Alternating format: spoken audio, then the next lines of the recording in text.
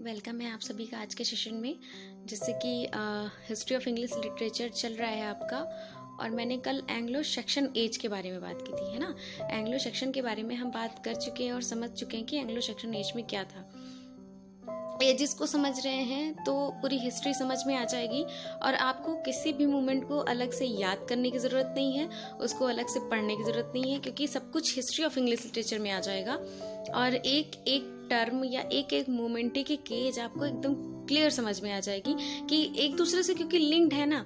कल मैंने आपको बताया था कि 1066 में नॉर्मन कन्क्वेस्ट हुआ था, ठीक है। नॉर्मन्स ने इन्वेड किया था एंग्लो सेक्शंस पर, और फिर उसके बाद एंग्लो नॉर्मन एज आ गई थी, यानी आपकी पूरी एज जो है वो कन्वर्ट हो गई थी एंग्लो सेक्शन से एंग्लो नॉर्मन्स में।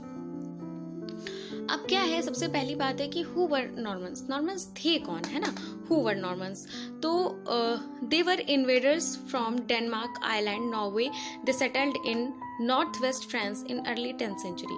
कहानी को समझिए और सुनिए ध्यान से। नॉर्मन्स जो थे ये कोई और नहीं बल्कि वाइकिंग्स, ठीक है। 787 में जो वाइकिंग्स आए थे एंग्लो सेक्शंस पर, जिन्होंने आक्रमण किया था और वो रहने लगे थे, तो ये और कोई नहीं बल्कि वाइकिंग्स के वंशज ही थे, ठीक है। नॉर्मन्स जो थे वो वाइकिंग्स के वंशज थे, और ये कहाँ सेटल हो गए थे? नॉर्थ वेस्ट फ्रांस में सेटल हो गए थे। अब नॉर्थ वेस्ट फ्रांस में ये सेटल हुए थे, नॉर्थ वेस्ट फ्रांस के ये रहने वाले नहीं थे। तो अब आपके दिमाग में क्वेश्चन आ रहा होगा कि ये थे कहाँ के, क्योंकि ये आके बसे थे ना नॉर्थ वेस्ट फ्रांस में। रहने वाले ये थे डेनमार्क के थे, आयरलैंड के थे और नॉर्वे के थे, ठीक है। ये डेनमार्क, आयरलैंड और नॉर्वे के रहने वाले लोग थे जो कि आकर के नॉर्थ वेस्ट फ्रांस में रहने लगे थे, और इसीलिए इनको नॉर्मन्स के नाम से जाना जाता था।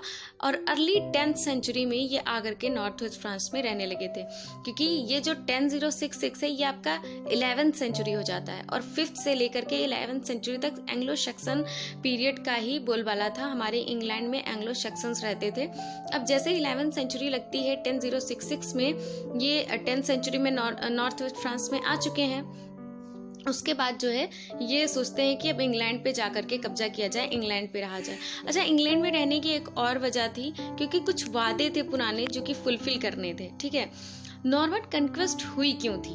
नॉर्मन कन्क्वेस्ट इसलिए हुई थी क्योंकि जो William the Duke of Normandy claimed, William जो कि ड्यूक ऑफ नॉर्मेंडी का था, उसने क्लेम करा his right on English throne. उसने कहा कि इंग्लैंड के थ्रोन पे, इंग्लैंड के सिंहासन पर उसका अधिकार है, ये राइट अधिकार वाला है। बिकॉज क्योंकि Edward the confession was childless, क्योंकि एडवर्ड जो कि कन्फेशन थे, यानी कि उस समय सत्ता में थे एडवर्ड, ये जो थे ये चाइल्डलेस थे, इनका कोई बेटा नहीं था। And in 1050 he promised William the throne, but he made Harold his heir, and this led to Battle of Hastings. Edward the confession के कोई बेटा नहीं था, तो इन्होंने विलियम जो कि इस समय नॉर्मेंडी का ड्यूक था, उसको वादा करा था इन्होंने कि मैं तुम्हें इंग्लैंड का थ्रोन दे दूंगा। लेकिन इन्होंने मरते मरते किसको दे दिया था throne?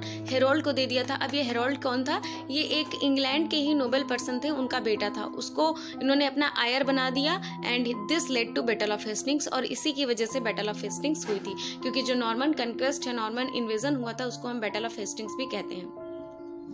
The battle was won by William and this is Norman Conquest 1066।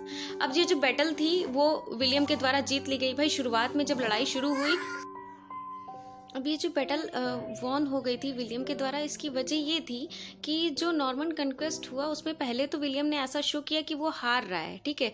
अब ये जो वहाँ के रहने वाले लोग थे वो थोड़ा सा फ्री हो गए, यानी कि हेरोल्ड जो था ये थोड़ा फ्री हो गया, लेकिन बाद में इन लोगों ने इन्वेड कर दिया, उस पर चढ़ाई कर दी और उसको हरा दिया, और नॉर्मन कन्क्वेस्ट हो गया 1066 में। Language of the country was the language of the ruler, क्योंकि जो कंट्री की लैंग्वेज होती थी वही रूलर की लैंग्वेज होती थी। लेकिन after that French become the language of court. इसके बाद क्या हुआ, क्योंकि ये फ्रांस से आए थे तो फ्रेंच हो गई यहाँ की लैंग्वेज, कोर्ट की भी, पार्लियामेंट की भी, और लिटिल सोसाइटी यानी स्कूल्स की और लिटरेचर की भी लैंग्वेज फ्रेंच हो गई। 3 सेंचुरी तक ऐसा रहा कि 3 शताब्दियों तक यही चला। फिर नॉर्मन्स जो थे वो मास्टर्स हो गए और सेक्शंस सर्वेंट्स हो गए, और ये इनसे हेट करते थे। ये था आपका एंग्लो नॉर्मन एज, जो कि मैंने बहुत ही शॉर्ट में आपको समझाने की कोशिश की। आई होप आपको समझ में आएगा। वीडियो को लाइक ज़रूर करें और अपना कमेंट सेशन में अपने विचार बताएं कि आपको समझ में आया या नहीं।